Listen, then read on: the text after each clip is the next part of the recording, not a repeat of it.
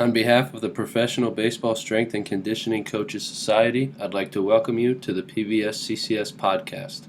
I'm your host, Chris Messina.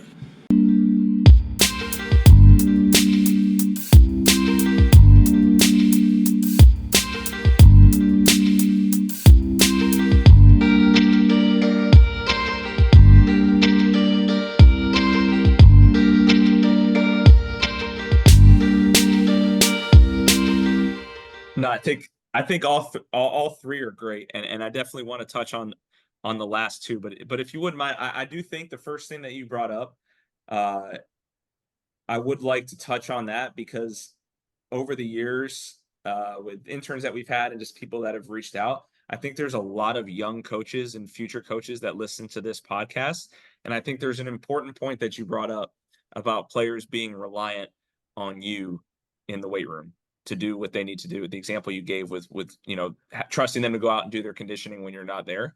I think maybe for guys that have been in the profession for a long time, that's something that doesn't seem like a huge deal. But for young coaches, I think the important point, there's two important points in that.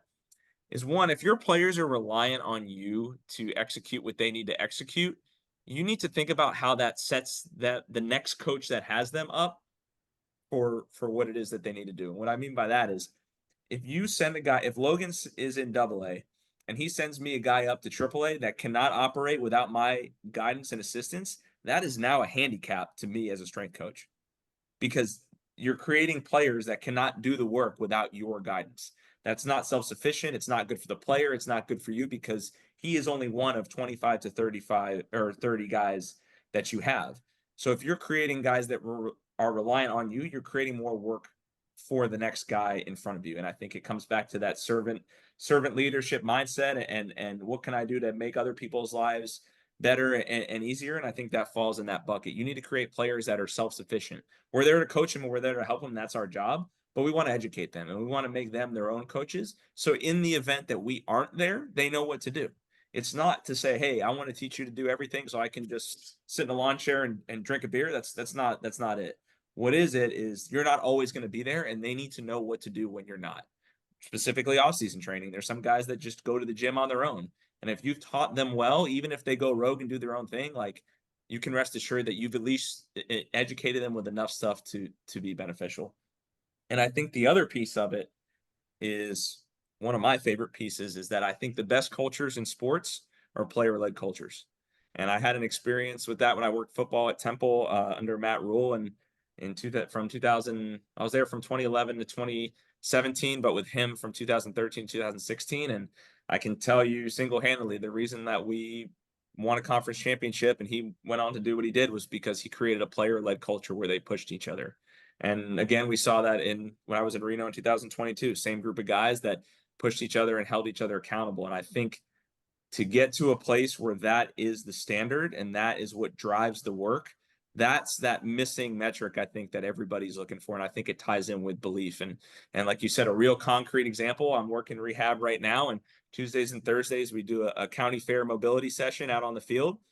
And the first week we did it, I ran it with them and did all the exercises and showed them. And at the end of that second session, I said, look, you guys for the next 3 weeks are running it. You know the exercises, you guys pick leaders. 2 guys need to be English speakers, 2 guys need to at least be Spanish speakers, and you need to hold yourselves accountable. Accountable for the effort, for the attitude, for the energy, for the exercises, all of it.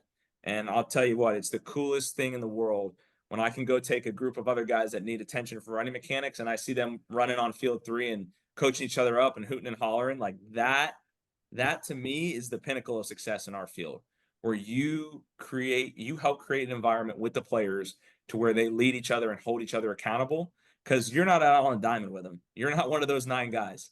But if you can get to the point where you can help them as that group of 9 hold each other accountable and execute at a high level, now we're talking World Series winning stuff. And I think that's something that goes by the wayside. And I think, like I said at the beginning, for young coaches who might be listening and get caught up in a lot of the more advanced concepts that we're talking about, if you leave this podcast with nothing else, understand the importance of educating your players and creating a player-led culture. So the other 2 points, Logan, kick them off, but I didn't want to let that one go unnoticed. Yeah, that's really good stuff. I want to actually add something there, and then I'm going to go to the training under fatigue discussion point. I feel like the beauty of this conversation in general and this choice of topic, Chris, is probably an appropriate one, because I feel like us, and I'll say us as strength and conditioning coaches in general, the field of strength and conditioning, performance, high performance, but then also specifically to baseball, like we're very much attracted to black and white data, comfortability, things that we know work and we can validate, right? Like here's my take or my opinion, and guess what? I can get some type of measurable to back that up, boost my ego, boost my confidence. Like I'm it, right? Like I told you that was going to work. And I feel like most quality interns can carry out that job responsibility. To be honest, to be completely honest, like that's not difficult. What is difficult is taking that information, contextualizing it appropriately, having the right conversations, your presentation of the material, and then also being okay with saying, I might not have that answer, and here's what we're going to do about it. I feel like that's like a hit to the ego, and strength and conditioning in general is filled with many, many, many egos, right? Like we all want to have the answer. We want to be respected. We want to be the guy that has the secret sauce or this recipe or that solution. And if we're just being honest, we work in a very gray environment that's such a technical, highly skilled endeavor. So really, to be honest with you, not a lot that we do in the weight room transfers to begin with. We're training qualities. And I think that this conversation in general has raised some awareness around the fact that, like, look, not only is it okay to not have all the answers, but it's okay to involve maybe some people in the conversation that you wouldn't ordinarily involve. It's okay to maybe be unorthodox and developing and problem solving in a way that is forward thinking. I think that's maybe uncanny. Like we want to just live in the house of comfortability that we've built over the number of years of our career. And that's just not how you get any better, right? Like I've grown to appreciate the people that have pushed me and challenged me, and probably the things that I wanted to do in the moment, or sorry, the things that I did not want to do in the moment that I was uncomfortable with have now in retrospect been like some of the more valuable activities or things that I've participated in. It's not the things that I had all the answers to when I was coming in. So I want to say that it's like, I'm very appreciative for this opportunity, because I think that we're talking on things that are unorthodox to strength and conditioning coaches in general. And maybe because we predict that this may be a direction that our field goes, especially in baseball, I do feel like it's going to be beneficial to have some level of awareness or education on that.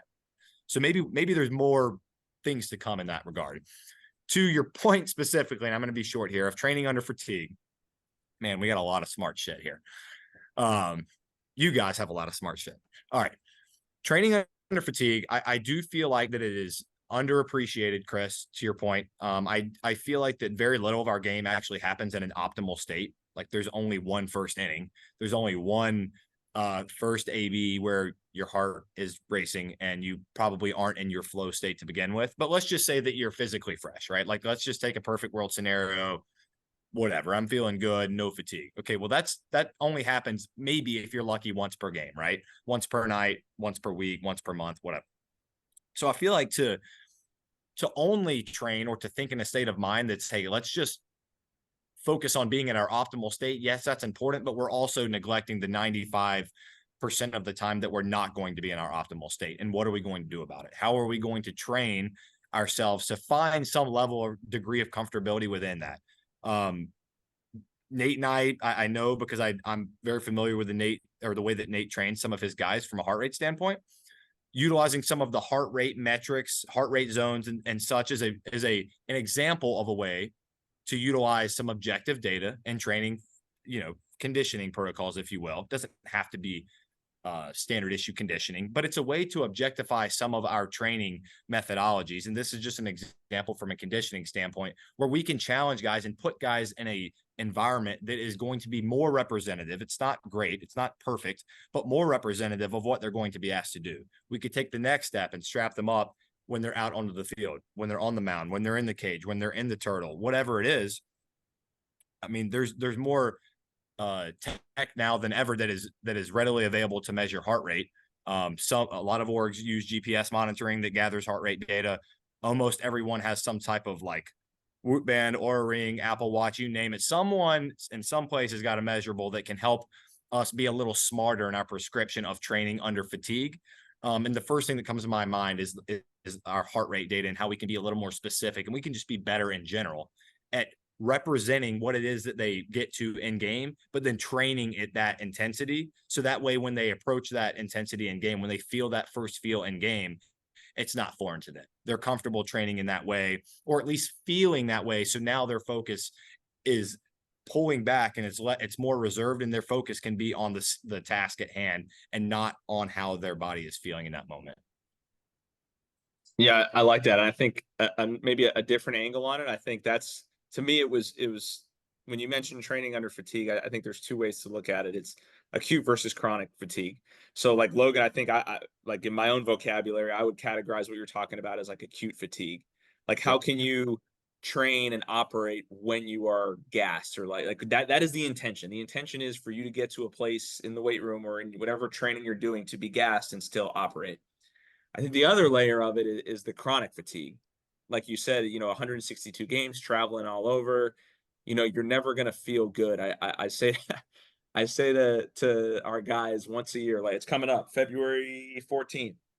I said, so for this year, February 13th, that is the one and only time that you are going to have 100% coins in the bank. That is it. Come in the door, shake my hand, have a good breakfast, roll out, do your scat bands, walk out. As soon as your cleats hit the turf, gone.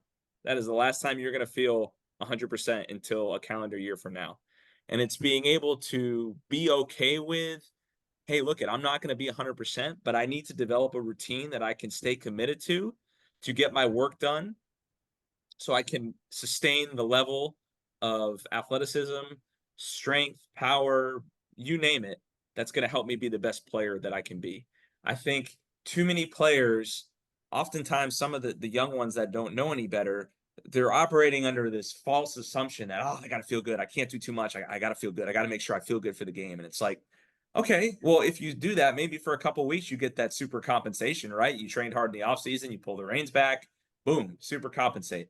But if you're always saving yourself to try to feel good, eventually you're going to detrain, no matter what the circumstances are. So it's about working with your, players to develop a routine specific to them that's going to allow them to continue their training throughout the season and give stuff in the appropriate doses, and having them understand that, look, you might feel a little tired today and we can change plans. We got plan A, B, and C, but you need to commit to doing the work on a daily basis, because as soon as you start sliding and just saying, hey, I'm just going to chill because I don't feel good, and that lingers for weeks and months, now you're detrained, and now you're never going to feel good, because anytime you do something, you're going to fatigue more because you've lost your base level. So I think, Logan, you did a great job on like I said, what I would call maybe acute, and I wanted to touch on maybe the more chronic, quote unquote, grind or attrition of a 162 game schedule. Yeah, I love it. I think this is something that probably needs to be its own episode. So I have one more topic, if you guys have time, and then I promise. Well, I don't want to say I definitely promise, but I probably promise we'll be done. So, in terms of programming, in terms of blending the work to make the player the best version of himself compared to the general health aspect, let's just call it health versus performance, right? General health versus specific performance. There's a lot of, water bags and 3D straps, core velo belt, the whole 9 yards is kind of making its way in. And I don't know for sure, but I think probably personally, some of the pendulum, some places, is swinging so far to one side that like all of training has to be specific to field performance or pushing these specific metrics, or the other side, like, no, we're not going to do any of that. That's for the hitting and pitching coaches. We are only general health, stress management, specialists. Like, how do you view programming to kind of either one, address both of those as optimally as you can, or two, do you just commit to one side completely or the other? And this kind of goes back full circle to the whole point of this, is like, blending skill and weight room, where does that line get drawn? Like, how do you guys envision that, and how do you potentially implement that within programming with guys that obviously guys are going to use the water bags, they're going to use the 3D straps, the core velo belts. Like, it's very popular now. Like, where does that line get drawn of like, we're doing this just to do this to like appease you, or we're actually doing this to like specifically work on something, but also we're neglecting these things, we need to do this? Or do you just do one or the other? Do you know what I'm kind of getting at there? Yeah, I think so. Nate, you want me to start us? Yeah, go ahead. So the first thing I'll say is I feel like it's difficult to draw lines.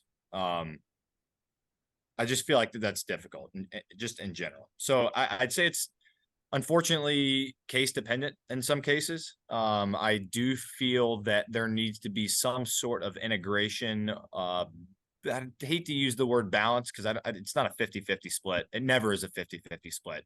But I think some integration of various intervention methods to not only train general qualities from both a health and a performance standpoint, if we're talking just overall function, movement, cleanliness, efficiency. I think it really does need to start there. Then that needs to be a staple, because if not, we run the risk of layering maybe some compensatory strategies that will then down the line cost us maybe more than whatever it is that we've gained from point A to point B. I do feel like that we need to train, especially with younger players that have a lower training age, maybe an overgeneralization, but lower levels of the minor leagues, if you will. Like, there needs to be a healthy dose of general strength qualities, general power, capacity, output strategies. And I do feel like now more than ever, we are moving in a direction of integration of some of the more skill acquisition-y type protocol, if you will. And I don't know that it has to be limited to an aqua bag or ball or a med ball or a Indian club or a connector ball, but all of those are useful tools and maybe achieving some type of outcome. But I do feel like that the higher the training age, right? Because it's such a highly skilled endeavor, whatever it is that we're doing, it's highly technical in nature. There has to be some emphasis on honing that highly technical skill or movement pattern or in environment, game specific, sport specific demand. So I think to neglect either end of the spectrum would probably be a disservice to the player. And then I feel like it does fall within our realm of work and our responsibility to problem solve and identify where does this player fall on the spectrum. And guess what? They fall in different parts of the spectrum depending on what time of year it is as well. So my line of thought is much different right now than it would be in October, undoubtedly. And it's much different in April than it's going to be in August. So I feel like Nate may have a different take on it working now in a rehab type environment. I'd be curious to hear like what his spin is on it from a return to play standpoint. But I feel like that we must adapt and welcome new and innovative forward-thinking ways of doing things and not stay overly opinionated in what has been, because I feel like it will cost our creativity, our effectiveness, our ability to impact each player individually, and then as a result, collectively as an organization. Yeah, I love that. I think where, I mean, there is no right or wrong, but for lack of better terms, where people or programs go wrong is they do what I like to call, they chase the green lizard. So any new shiny thing, whether it's water bags, core velo belt, it's like they see it, boom, they run to it, and we're all in. Everybody's in, the whole staff, all the players, everybody's doing it. And what happens is it's well-intentioned, but the common denominator is there's a lack of understanding. It's cool, it's new, it's shiny. Some guy somewhere that trains some big leaguer has a video of it working with no context around it. And now, boom, everybody's sold without truly understanding what does it do? How is it developed? What's it, who's it meant to work with? Who's it not meant to work with? How does it relate to human movement? How does it relate to sport specific movement?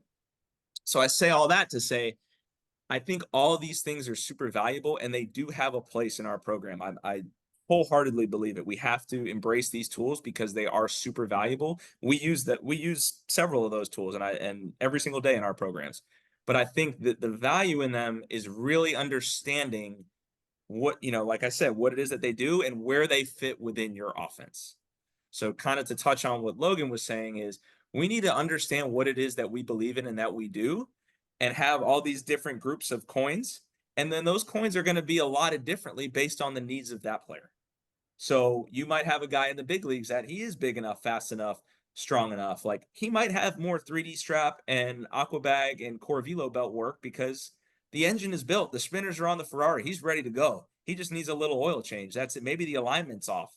Like quick little super sniper fixes. Conversely, if you have a 15, 16-year-old coming up from the DR, like they need to be introduced to those things. But is that really where we're going to spend all of our time when they have no movement awareness? They have no training age. The engine is that of a Toyota Camry. Like, is that really where we want to spend all our coins? So it's being able to have that system of checks and balances and knowing who needs what and in what dose. But I do think no matter if you're the 10-year all-star in the show or you're the 16-year-old kid in the DR, you need to be exposed to all of it. You can't wait to expose the 16-year-old to a 3D strap until he's in AA. Like if it's important to us and we find value and we understand its place, they need to do it. Maybe just not as much as the guy that's more developed. So I think Logan, you said it perfectly. It's we have to use it all, but we have to understand it so we know where it fits. You guys are absolutely just killing it. You're both rock stars. And again, I think, from my own perspective, again, I like specific examples always. And I've been around some very good players in my time here. And I have seen some guys that their lifting program is all 3D strap, water bag, and, just shoulder strengthening exercises through like a traditional shoulder program, and they ball. And there are some guys that want nothing to do with the implements. There are some guys that love weighted balls. There are some guys that the weighted balls feel horrible on their elbow and they don't want to do it.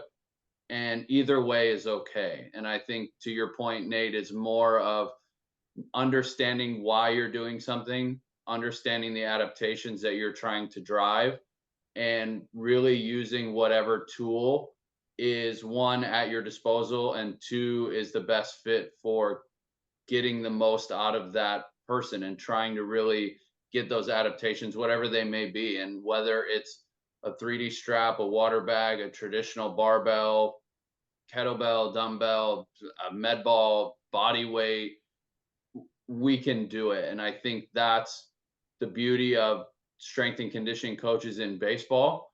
I have said it a zillion times at this point, like the value of being a strength coach in professional baseball and the ability to adapt and the ability to create specific demands on players with sometimes having minimal equipment and sometimes having the most equipment.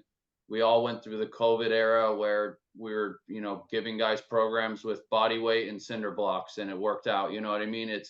It's less the specific tool and more the adaptation you're looking to drive and using the tool to make the most of it. And I think to your point of chasing the green lizard and just seeing the cool shiny thing, I think that's where a lot of places fall short. It drives me absolutely insane when I see something on Instagram and 3 days later an entire program is doing it, and it's like, I have never seen you post that until I know you saw this person who has a lot of followers post it, and now all of a sudden all of your players are using it. Like, you're just implementing it because you saw it and you thought it was cool, not because you understand the context behind it. And it's hard. I a lot of times on social media there isn't a context, you know what I mean? And for me, that's why I really value conversations like this, is because you can put a little more context around our specific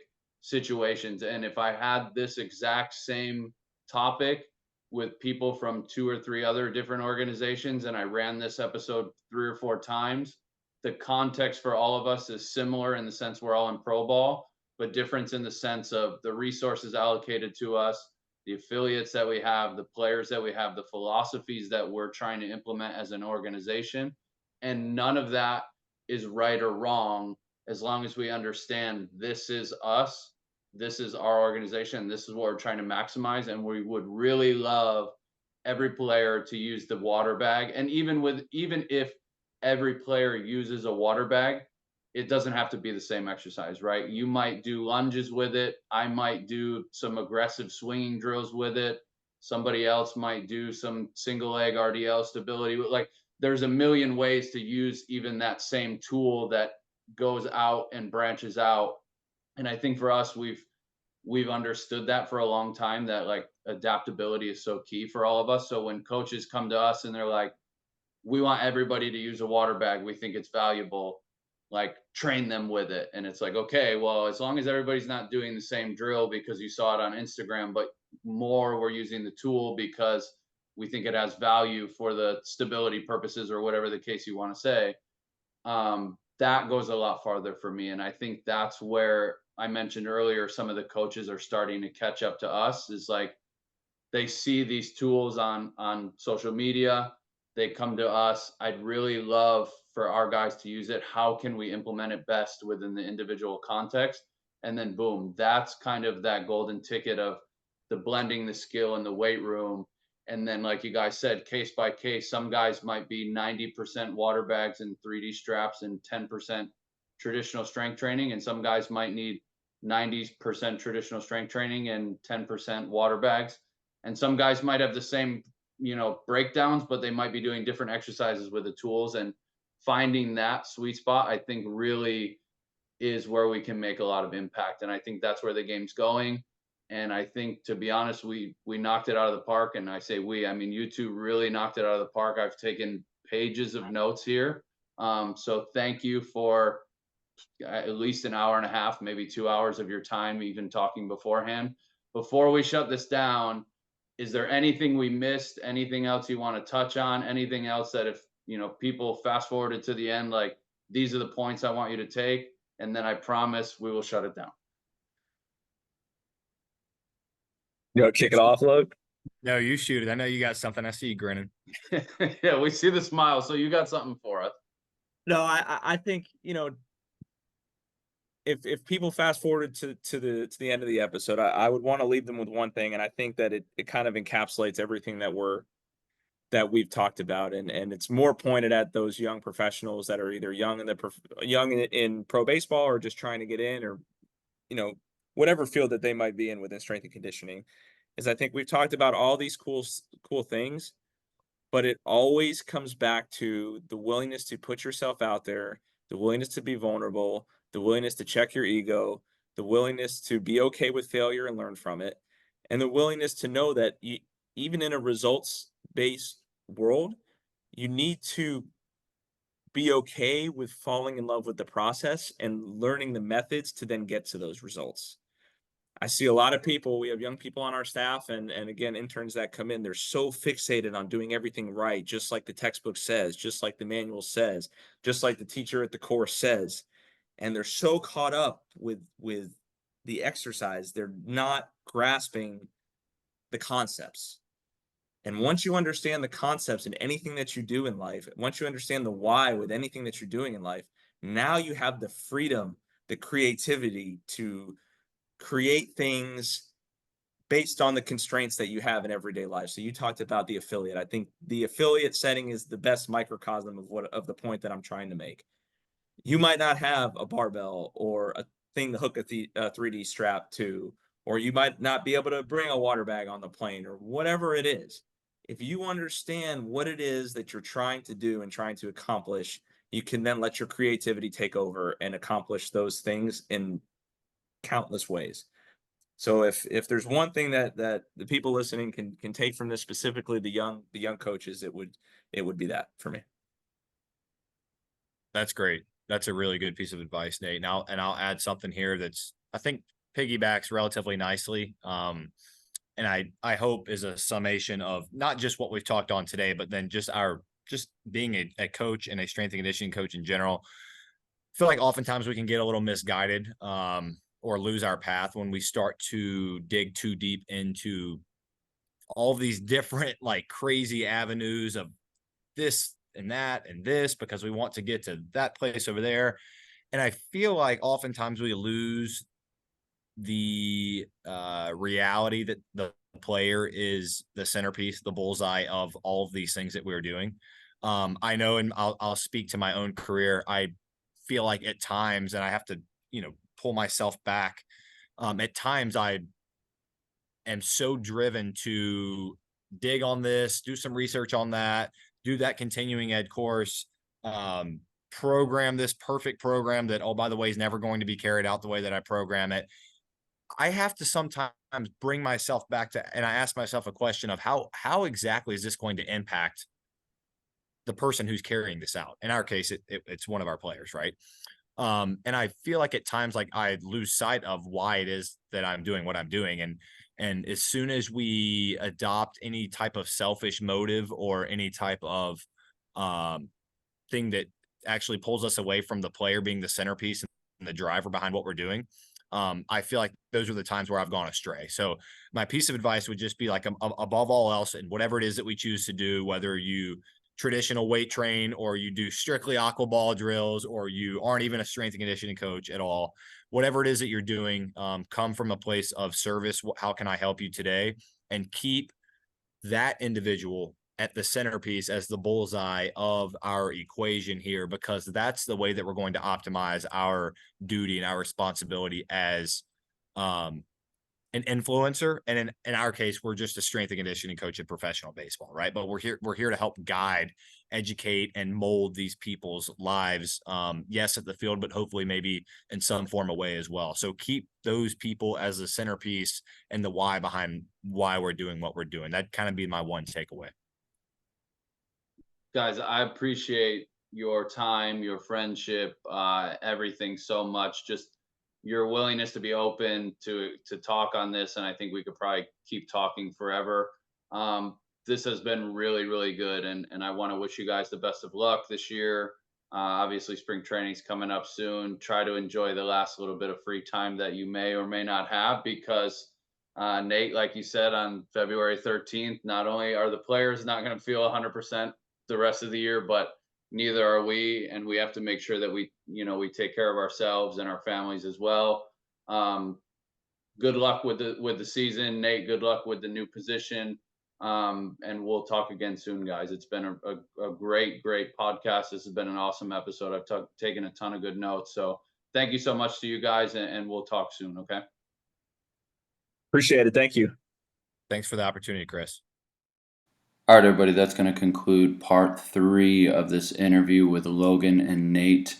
I hope you enjoyed all 3 parts. I hope you were able to take a ton of notes, and I hope you were able to learn a lot from the guys. I know I did in this conversation. These 2 guys are really well versed when it comes to this kind of stuff, and I'm really appreciative of them being open and honest and just sharing their thoughts on the topics.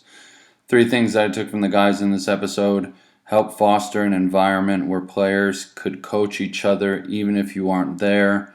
Be okay without having every answer, and seek to understand before aimlessly adding a new tool or modality into the training of your athletes. With that being said, I hope you enjoyed this episode, and we'll talk to you again on the next one.